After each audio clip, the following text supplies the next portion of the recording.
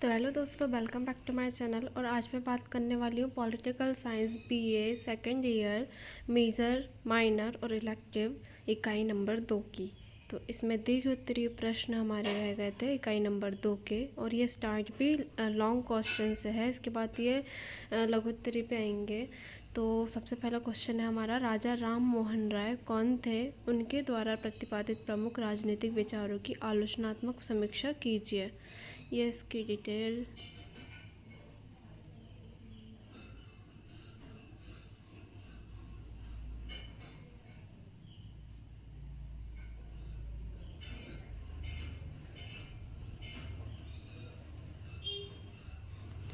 इसका निष्कर्ष पढ़ लेते हैं।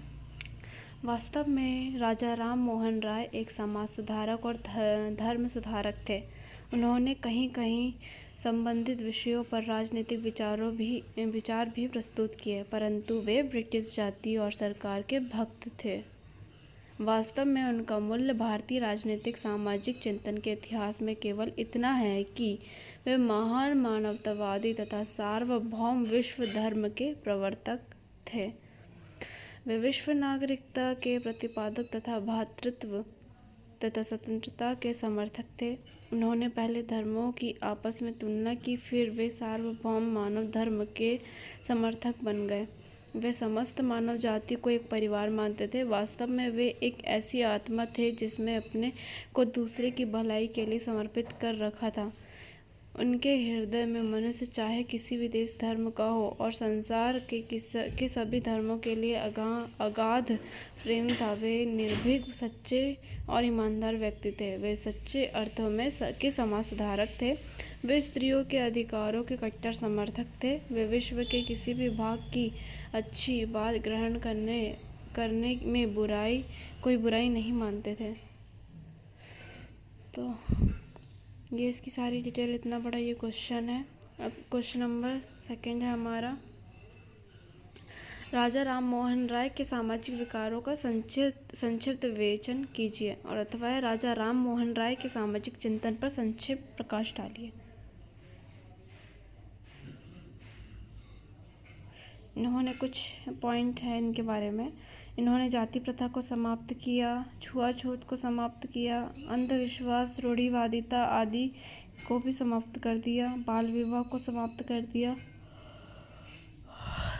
किया जाए बोला, बहु विवाह की प्रथा भी समाप्त की जाए, ये इनका मत था। विधवा विवाह को समाज में मान्यता प्रदान की जाए, ये भी इन्हीं का मत था। अब क्वेश्चन नंबर 3 पे आते हैं।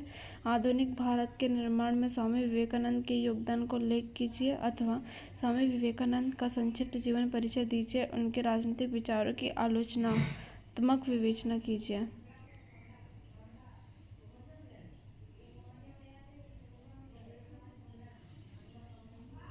जाति प्रथा का विरोध, मूर्ति पूजा का समर्थन, ये सब स्वामी विवेकानंद जी ने दिए।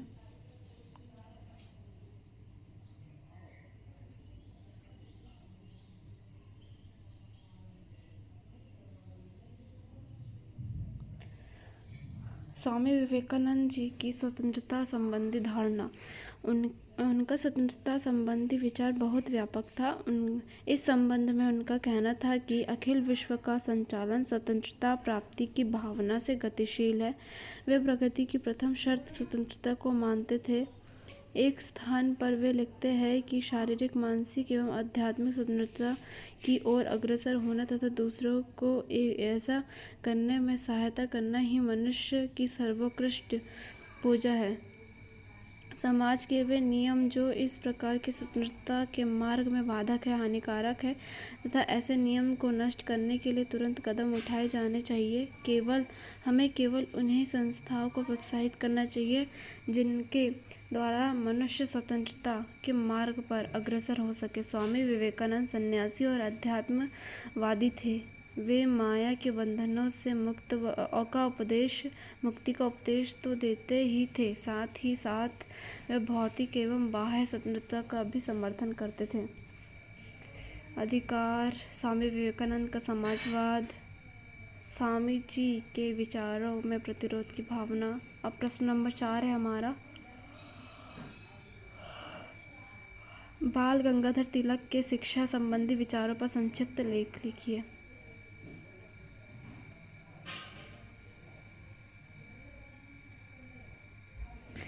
बाल गंगाधर तिलक जी के जो निष्कर्ष निकले हैं पॉइंट्स, जितने भी उनकी जीवन की गाथा है, उनके हिसाब से तिलक धार्मिक शिक्षा को आवश्यक समझते थे। हाँ, वे राष्ट्रीय शिक्षा के समर्थक थे। वे राष्ट्रभाषा और एक लिपि का समर्थन करते थे। शिक्षा का माध्यम मातृभाषा होनी चाहिए, अंग्रेजी नहीं। औद्योगिक एवं प्राविधिक शिक्षा को पाठ्यक्रम का अंग मानते थे। अब प्रश्न नंबर 5 है, तिलक के समाज सुधारक कार्यक्रमों की समीक्षा कीजिए।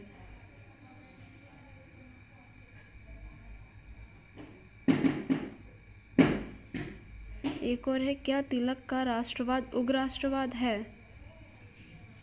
प्रश्न नंबर 7 है, श्री अरविंद घोष एक राष्ट्रवादी के साथ ही मानवतावादी भी थे, विवेचना कीजिए।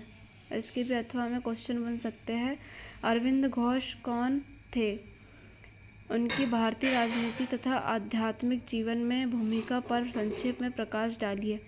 अथवा अरविंद घोष के राजनीतिक विचारों की विवेचना कीजिए। उसका भी अथवा है, महर्षि अरविंद घोष का जीवन स्वयं एक दर्शन है। इस कथन की व्याख्या करते हुए उनके व्यक्तित्व और कृतित्व पर संक्षेप में प्रकाश डालिए। इसका अथवा है, अरविंद घोष के चिंतन के आधार पर के रूप में उनके अध्यात्मवाद पर संक्षेप में प्रकाश डालिए।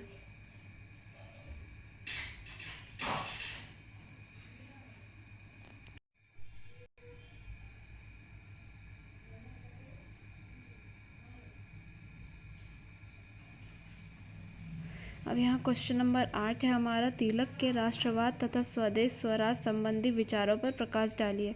इसका अथवा है कि ये क्वेश्चन बन सकते हैं, स्वराज मेरा जन्म सिद्ध अधिकार है और मैं इसे लेकर रहूँगा, ये बाल गंगाधर तिलक ने कहा था। इस कथन के परिप्रेक्ष्य में तिलक के स्वराज संबंधी विचारों की आलोचनात्मक विवेचना कीजिए। इसका भी अथवा है, तिलक भारतीय अशांति के जनक थे, विवेचना कीजिए। क्या तिलक के संबंध में यह कथन सही है कि तिलक भारतीय अशांति के जनक थे? तिलक भारतीय राजनीति के उग्रवाद के अग्रदूत थे, व्याख्या कीजिए।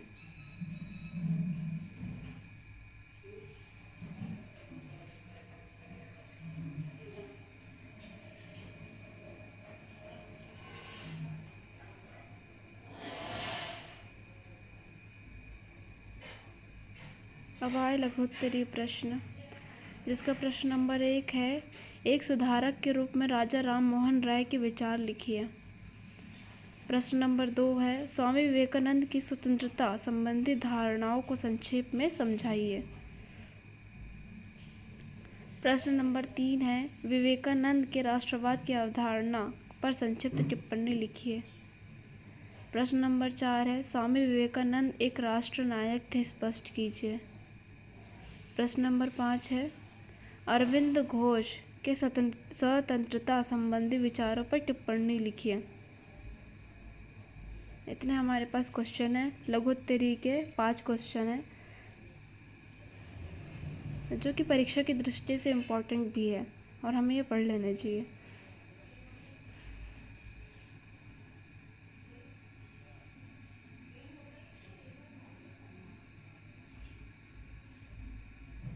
तो ये रहे इकाई नंबर 2 के सारे क्वेश्चन जो इम्पोर्टेंट है, और इकाई नंबर 2 में इतने ही क्वेश्चन हैं और इन्हें हमें पढ़ना चाहिए क्योंकि ये परीक्षा की दृष्टि से तो बहुत इम्पोर्टेंट है। इनमें इतनी डिटेल्स दी हुई है कि हम इनका 50% भी लिखते तो हमें पूरे मार्क्स तो मिलने चाहिए। तो थैंक यू और मिलते हैं नेक्स्ट वीडियो में, जब तक के लिए बाय बाय।